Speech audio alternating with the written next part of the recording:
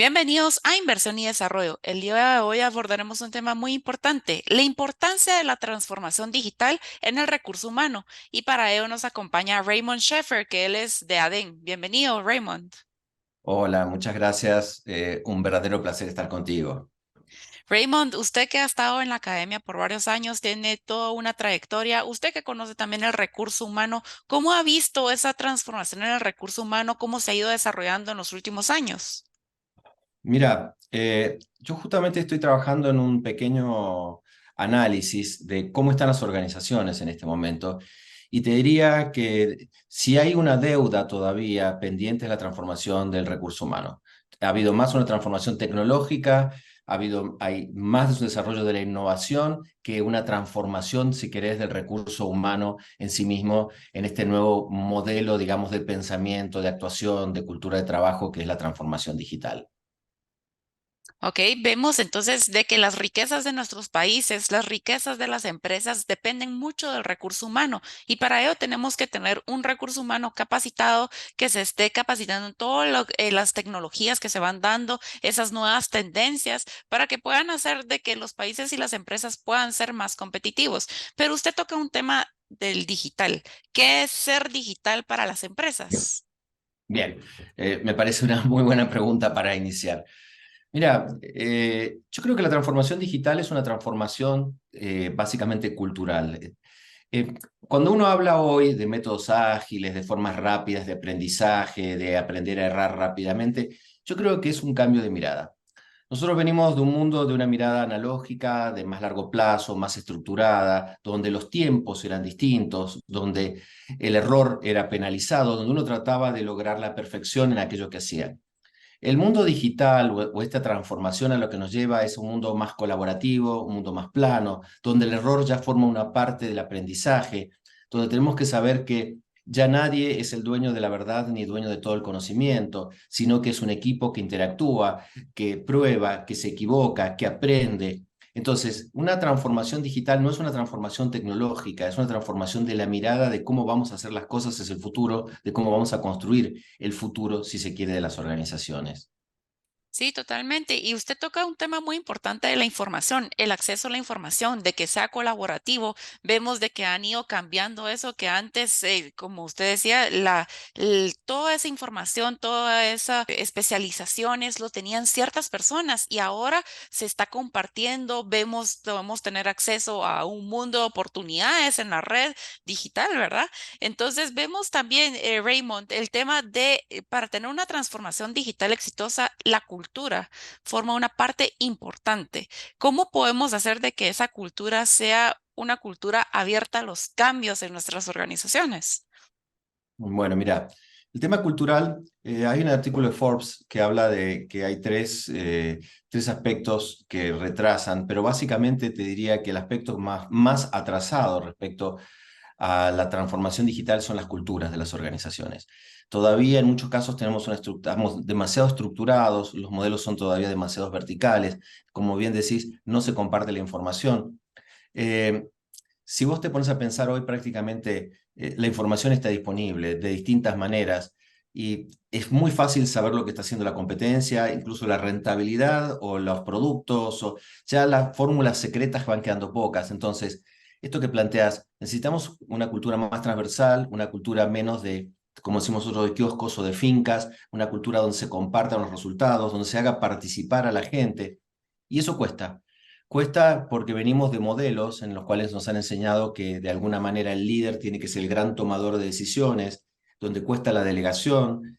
Y yo te diría que acá hay tres claves para generar una cultura. La primera es tener un propósito muy claro en la organización, porque si vos te quedás desnudo, dicen, a nivel organizacional, hay tres cosas que uno debería tener. Clara, tu visión, es decir, hacia dónde querés llegar, hacia dónde estás apuntando. Lo segundo, pues cuáles son tus valores, qué cosas no son negociables, qué cosas son relevantes para vos y para tu organización. Y la tercera es el propósito, por qué haces lo que haces. Ese sería el primer pilar. El segundo pilar es la capacitación, porque la gente puede querer transformarse, puede querer hacer cosas nuevas, pero si vos no la capacitas, si vos no la ayudás, si vos no la enseñás cómo trabajar en equipo, cómo la colaborar, es muy difícil. Y la tercer pata para una cultura es el empoderamiento. Si a la gente vos no la empoderás, no le permitís aprender, cometer errores, aprender los errores, trabajar en equipo, muy difícilmente logres esta cultura que querés, que es una cultura mucho más ágil, mucho más rápida, mucho más abierta y participativa. Excelente, como lo ha explicado usted, que tiene tres pilares este tema de la cultura. Muy de acuerdo de que tiene que ser un liderazgo que empodera a la gente, que sean también que promuevan esa generación de ideas. Dicen de que las soluciones están dentro de la empresa, es ir escuchando a nuestro equipo de trabajo para ir abordando esas soluciones, porque ahí se van generando nuevas ideas y todo, que son los que más conocen nuestra organización. Ahora vemos, Raymond, el tema de la transformación tiene ciertos grados y ciertos elementos. ¿Cuáles son esos grados de transformación digital? Mira, yo cuando hablo me gustaría hacerte una pequeña mirada a lo que es la innovación o desde cómo mirar la innovación. Nosotros, si vos tenés una organización que hoy claramente no está cumpliendo con la promesa de valor a tu cliente, vos tenés que generar una innovación que yo llamo complementaria, es decir, vos tenés que completar tu propuesta de valor. Ahora, si vos ya y tu cliente no está satisfecho, lo tenés que dejar, realmente tenés que hacer lo necesario para que se sienta cómodo. Ahora, pues, tal vez estés haciendo las cosas muy bien. Bueno, empecemos a pensar una innovación incremental que es aumentar nuestra propuesta de valor. Yo te podría decir que de pronto en un mundo que cambia, cambian las reglas del juego, y después te voy a definir un poco más de todo esto, cambia el contexto. En ese caso, es muy probable que cambien los paradigmas, porque las reglas del juego cambiaron, porque ya, por ejemplo, en el COVID cambiaron muchos paradigmas, por ejemplo, con respecto al trabajo. Hoy el trabajo ya, lo que hace 3 años hubiera sido impensable, estar haciendo un home office, hoy se ha transformado en una realidad. Pero todavía ahí podemos trabajar porque no hemos terminado de formar un nuevo modelo de trabajo de home office, porque volvemos a veces a trabajar en oficinas y seguimos haciendo lo mismo que hacíamos antes en casa, al lado de la persona de al lado. Es decir, todavía no nos hemos dado cuenta de cómo cambió el paradigma de trabajo, etcétera. Pero digamos que hay una innovación, un modelo disruptivo que es necesario o nos exige ciertos cambios. Yo creo que la transformación tiene que ver con una cuestión que va un poco más allá, que es oportunista. ¿Oportunista en qué sentido? Que yo tengo que ver todo lo que me está diciendo el contexto, todo lo que me está pidiendo el contexto desde transformación, desde cambio de modelos, desde cambio de estrategia, pero al mismo tiempo vincularlo con aquello que yo soy y yo salir a hacer propuestas. Porque en muchos casos y en el periodo de transformación, como los nuevos paradigmas todavía no se definen, las nuevas reglas del juego, yo puedo, a través de los roles que yo voy asumiendo como organización, establecer nuevas reglas de juego. Entonces, para mí, el alcance de la transformación o el modelo de transformación va a tener que ver con las señales que tomamos de afuera, con aquello que nosotros somos y que nosotros encima podemos construir alrededor nuestro. Entonces, yo no creo en una única receta. Lo que creo es que tenemos que hacer una buena lectura del contexto, reconocer qué está ocurriendo y nosotros tomar esa lectura y desde nuestras posibilidades empezar a construir nuevos roles respecto a ese cliente para llegar mejor, con propuestas más valiosas, con los canales que realmente aporten valor y con equipos de personas, ya no con el esfuerzo de que es una persona, sino que es un equipo que está del otro lado tratando de responder a esas demandas. Sí, y vemos que entonces también el grado de transformación puede ir tanto en la infraestructura tecnológica, en la capacidad de los análisis de los datos, la estrategia digital actualizada, el nivel de automatización de los procesos, se puede ir de diferentes maneras. Ahora vemos de que la transformación también tiene desafíos. ¿Qué desafíos ustedes han podido observar que puede ir compartiendo con las empresas para que también ellos también lo puedan tener en mente? Mira, hay varios desafíos que son, te diría, casi como obviedades, pero hay un tema intergeneracional, que es un tema que hay que empezar a trabajar. Las diferencias generacionales generan, son miradas distintas, venimos de mundos distintos, entonces hay que trabajar en bases comunes, porque yo trabajo con un equipo de chicos muy jóvenes y es un equipo dentro de ADEN muy, muy exitoso, pero lo que hemos logrado es un respeto mutuo muy importante. Lo que uno aporta en experiencia, los otros lo aportan en energía o en herramientas. Entonces, por un lado, Complementarse, ajá. totalmente, trabajar complementariamente. Segundo, descubrir que la posibilidad de no tener que estar tomando todas las decisiones en la cabeza de la organización, sino que uno puede delegar muchísimo más, que las generaciones más jóvenes necesitan esa delegación como una parte de sentirse realmente importantes. Entonces, delegar. Yo creo que también hay un tema de entender cuáles son las nuevas competencias que vamos a necesitar, las nuevas habilidades, porque no es una cuestión solamente de transformar lo que ya tenemos, sino también pensar que vamos a necesitar competencias que hoy no tenemos. Como bien decías recién, si vos querés usar, si tenés data, necesitas analistas de datos o científicos de datos, o vas a necesitar personas en la construcción de experiencias del cliente que antes no tenías. Entonces, también reconocer que vamos a tener que buscar nuevos perfiles. Otro tema, tal vez pensar dónde vamos a conseguirlos o que vamos a tener escasez de esos perfiles. Entonces, yo creo que hay que empezar a analizar cuáles son los desafíos que vemos adelante nuestro. Y te diría que mi recomendación siempre es tratar de imaginarte un día de acá a 10 años, un día en tu oficina de acá a 10 años. ¿Qué vas a estar haciendo y cómo lo vas a estar haciendo? Y de ahí empezás a volver para atrás para ver cuáles son los recursos que vas a necesitar, cuáles son los cambios que vas a tener que realizar, cuáles son las nuevas propuestas de valor que vas a tener que empezar a construir. De esa manera ya empezás por lo menos a tener una mirada que si bien no es perfecta, ya estás, porque estás viendo una nube, no estás viendo una línea recta, ya por lo menos te empieza a dar una idea del sentido de dirección que tiene que tomar la organización. Creo que en ese tema que usted dice de ver las soluciones nos ayuda también la planificación estratégica para que nos pueda dar una visión para dónde ir, qué elementos vamos a necesitar y así montar a toda la organización en todo lo que queremos, que es una transformación digital. Vamos a un corte y luego continuamos con inversión y desarrollo.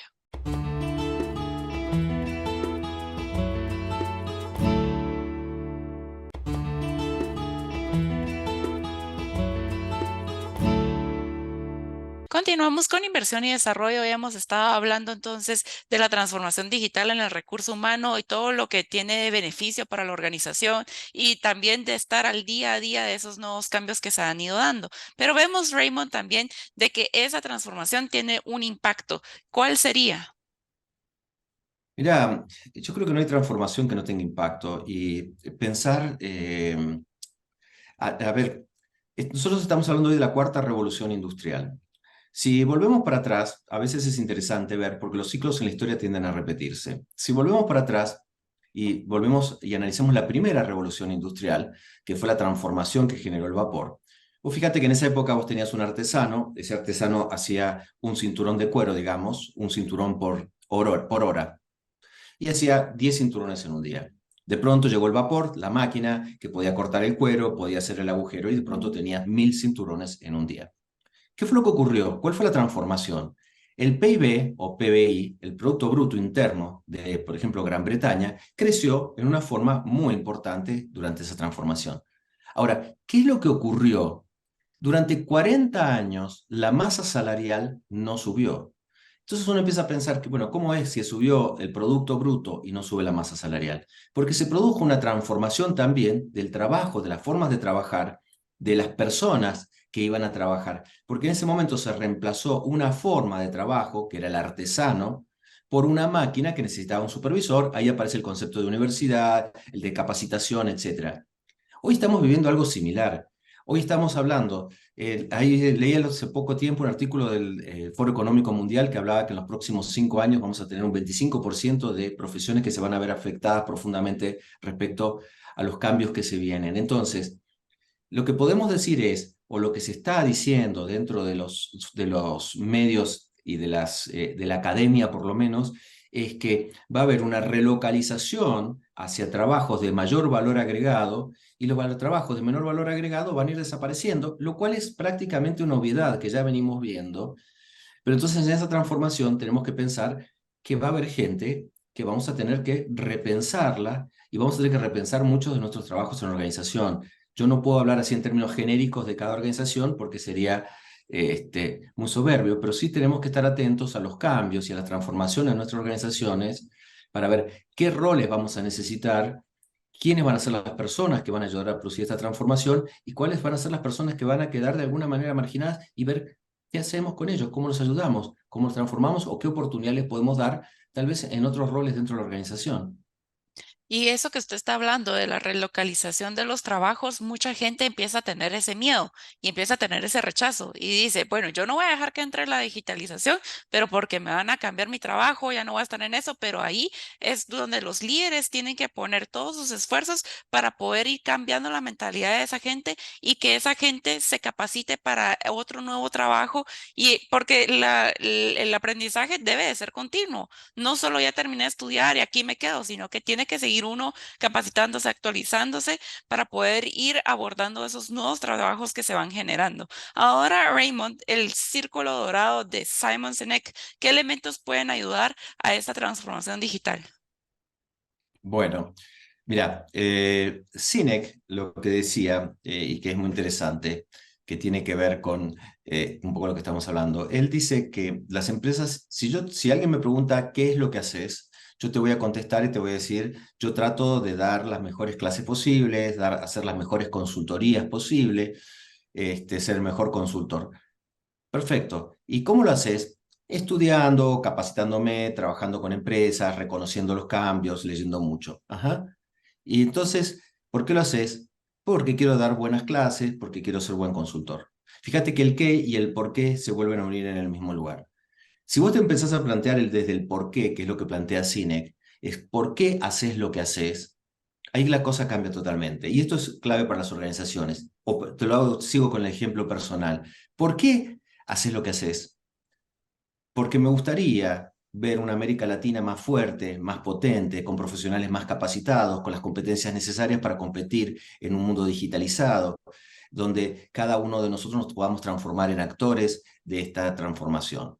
Ajá, ¿y cómo lo haces? Estudiando mucho, leyendo mucho, buscando foros, etcétera.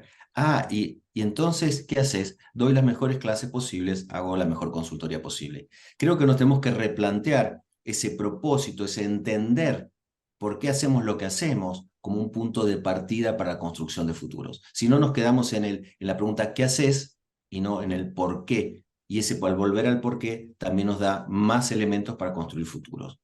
Sí, básicamente es hacernos las preguntas correctas y analizar qué es lo que queremos, ¿verdad? Ahora vemos de que pueden entonces haber barreras en la cultura, barreras en los procesos, barreras en las estrategias. ¿Cómo podemos irlo abordando?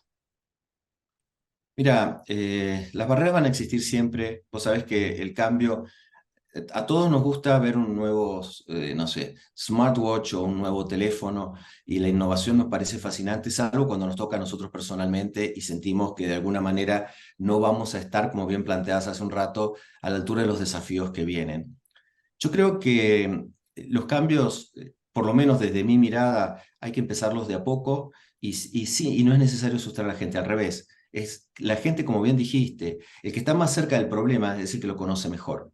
Si yo le doy herramientas, si yo les enseño a innovar, si les enseño a trabajar en equipo, si les enseño a trabajar en un método ágil, podés juntar pequeños grupos de personas lo más cercano a los problemas para que ellos mismos descubran las oportunidades y las desarrollen y las construyan. Yo estoy trabajando ya con algunas organizaciones, de hecho he estado este año ya 3 veces en Guatemala, el año pasado también estoy trabajando y he trabajado con varias organizaciones en Guatemala y en Centroamérica.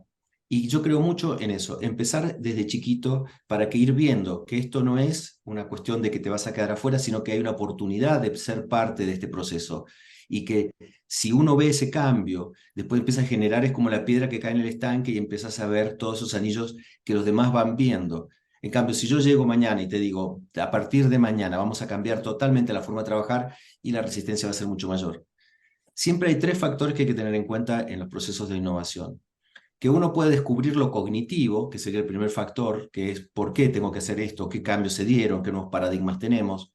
Lo segundo, que es el marco político, que es que la organización, las jefaturas, la directiva, el CEO de la organización estén alineados con esa mirada cognitiva de los cambios. Pero el que va a llevar esto adelante es la tercera, que es la tercera pata, es lo social, son las personas. La gente tiene que convencerse o de alguna manera tiene que poder participar para poder llevar esto adelante. Si no tenemos las tres patas, es muy difícil que la innovación se dé. Sí, totalmente. Muy interesante lo que dice esos tres elementos y me encanta de que uno tiene que tomar en cuenta a las personas y que sean ellos parte de ese cambio, porque si uno lo impone hay hay un mayor rechazo, pero si ellos son parte de, hay un mayor porcentaje de que sea aceptado, ¿verdad? Ahora, Raymond, ahora la pregunta al millón. ¿Cómo podemos empezar las empresas a hacer esa transformación digital? Porque el primer paso es dar, el primer cambio tiene que ser dar ese paso inicial. Mira, yo creo que la capacitación es clave y sobre todo te diría en los mandos medios, porque los que son los que van a llevar adelante todos estos procesos. Entonces, empezar a capacitar mandos medios, porque la alta gerencia tiene que entender por qué se hace, pero ya la alta gerencia no tiene que llevar esto adelante. O sea, mejor dicho, tiene que darle el empoderamiento, el marco político, las herramientas. Pero los que los van a llevar adelante son los mandos medios. Entonces, capacitarse, entender, tener metodologías. ¿Por qué? Porque las metodologías y metodologías, por ejemplo, metodologías ágiles, te ayudan a reducir la incertidumbre porque sabes cómo administrar, sabes cómo construir, sabes cómo generar valor. Ya no te quedás en la postura de ¿y ahora qué hago? Entonces, para mí hay que enseñar estas nuevas herramientas que se necesitan para trabajar, para que en la medida que las tengas puedas participar, no solamente desde el lado de entender, sino después de construir las soluciones e involucrar tus equipos para generar ese cambio que es necesario. Yo creo que si no se produce esa capacitación y sobre todo en la gerencia media para transformarlos a ellos en líderes y no en jefes, es muy difícil que esto se produzca. Sí, totalmente de acuerdo. Ahora con el tema de inteligencia artificial, que ha habido un boom de que se está escuchando por todos lados con el chat GPT y con otros tipos de inteligencias también, ¿qué impacto puede tener eso en el entorno laboral? Qué buena pregunta. Mira, yo personalmente uso mucho ya las inteligencias artificiales porque son una gran herramienta. Y ahí quisiera hacer un punto. Gran herramienta. Las inteligencias artificiales todavía no cumplen, no son seres humanos. Las inteligencias artificiales son tan buenas como las preguntas que les hacemos, pero hasta pueden alucinar, que la gente no lo sabe, que en algunos casos se producen alucinaciones o respuestas que no son absolutamente reales. Acuérdense que son generativas, van construyendo la información que tienen. Yo creo que hay tres roles. Si nosotros tenemos entender, tener y hacer. Las herramientas sirven para hacer cosas, pero un espacio más arriba está la definición de qué herramientas tenemos que tener, cuáles son las que tenemos que utilizar. Pero arriba de eso está entender cuál es la problemática, cuál es el contexto. Entonces, si nosotros nos paramos desde entender cuál es el contexto en el que estamos, cuáles son las problemáticas, cuál es la necesidad del cliente, cuáles son las propuestas de valor, de ahí podemos empezar a definir qué herramientas tenemos o qué herramental está disponible. Y ChatGPT puede ser una gran herramienta, como puede ser Flickr, como puede ser Dalí o como puede ser Midjourney. Hay muchas herramientas que están dando vueltas por ahí. Pero si nosotros entendemos, después buscamos la herramienta y finalmente la herramienta nos ayuda a hacer cosas. Y como yo digo siempre, no es cuestión de tener la herramienta, es cuestión de saber por qué la tenemos y para qué la vamos a utilizar. Entonces, si nos paramos encima, es decir, desde el entender, vamos a poder elegir del herramental. Y tal vez en algún momento, y lo digo con todo respeto, podamos usar una planilla de Excel y no necesitemos usar una inteligencia artificial o una super plataforma de inteligencia para darnos datos. Es una cuestión de entender cuál es el cliente, cuál es la demanda, cuál es la problemática y de ahí empezar a ver qué vamos a usar, qué vamos a automatizar, por qué lo vamos a automatizar, qué beneficios nos trae a nosotros, qué beneficios le trae al cliente. Te cierro con un ejemplo muy chiquito. Yo podría decirte que si vos entras a un banco, lo primero que la gente, y ves una fila larga, la gente dice, el problema es que no tiene muchos cajeros. Y tal vez el problema está que la gente no sabe usar la plataforma tecnológica y por eso siguen yendo al banco. Entonces, me parece que es una combinatoria en que tenemos que entender para después definir la herramienta. Tal vez lo que tenemos que hacer es mejorar nuestras herramientas digitales para que sean más amigables con mucha gente y ahí vamos a terminar en disminuir la cola o la fila en el banco. Entonces, creo que hay que entender, después definir qué herramientas tenemos que tener y finalmente hacer. Sí, básicamente entonces hay que hacer ese análisis previo de implementar una tecnología y no solo implementarla así por así, porque las tecnologías pueden llegar a ser muy costosas y se le invierte mucho tiempo y mucho recurso humano también. Entonces tenemos que hacer ese análisis previo en donde saber cuál es el problema, cuál es la solución y cuál es el valor agregado que me va a dar. Ahora, para ir finalizando, Raymond, ¿cuál sería su mensaje final para las personas para que se suban al barco de la transformación digital, de seguir capacitando al recurso humano, de no quedarnos en donde estamos y unirnos al cambio también? No, no es muy fácil la pregunta, pero tratemos de ver qué te puedo contar. Yo creo que la transformación digital, que es, es en realidad transformación de nuestro contexto, la transformación de nuestro entorno, ya es una realidad y es una realidad desde hace muchos años. Se puso en manifiesto en estos últimos 2 o 3 años, pero ya viene desde hace bastante tiempo. Entonces, ¿qué podemos hacer? ¿Tratar de negarla? Yo creo que no. Lo que hay que hacer es aceptarla, tratar de ver cuál es el alcance que tiene, cómo impacta en mi propuesta de valor, cómo impacta en los canales. Fíjate que yo tengo personas y somos personas las que vamos a seguir sirviendo, que tienen deseos y que tienen necesidades. Tenemos que primero seguir entendiendo o tratar de entender muy bien dónde están esas personas que son nuestros clientes, qué necesitan, qué desean. Por otro lado, ver si nuestra promesa de valor está alineada o no con eso. Y después ver si los canales y el relacionamiento son los correctos. Eso podemos llamar que es la promesa de valor, propuesta más canales. Eso nos va a llevar a actividades y recursos. Entonces, ¿cuáles son las actividades que tengo que desarrollar? ¿Son analógicas? ¿Son digitales? Yo creo que vamos a convivir en un mundo de entre actividades analógicas y digitales, un mundo donde para ciertos clientes vamos a tener que ser mucho más análogos, estar mucho más cercanos a la vieja usanza, si querés, y en otros canales ser totalmente digitales. Yo creo que lo importante en todo esto es eh, permanecer tranquilos, entender, contextualizar y ver para ir tomando pasos, pero esto no es, ya llevamos, yo ya hace más de 10 años que estoy dando una charla que se llama Transformación Digital de lo analógico a lo digital. Gracias, Raymond, entonces por habernos compartido sus valiosos aportes. Vemos de que podemos aplicar todo esto de la transformación digital no solo para las empresas, como usted dice, a las sociedades, a los países y hacer de un mundo mejor, ¿verdad? También donde vivimos y estar siempre abiertos al cambio. Gracias por habernos acompañado en Inversión y Desarrollo. Muchísimas gracias, un gusto. Y a ustedes, amigos, nos vemos la próxima semana con un programa tan interesante como el día de hoy. Cuando pienso en mi Guatemala, el más bello paraíso, tan grande en historia, tan lleno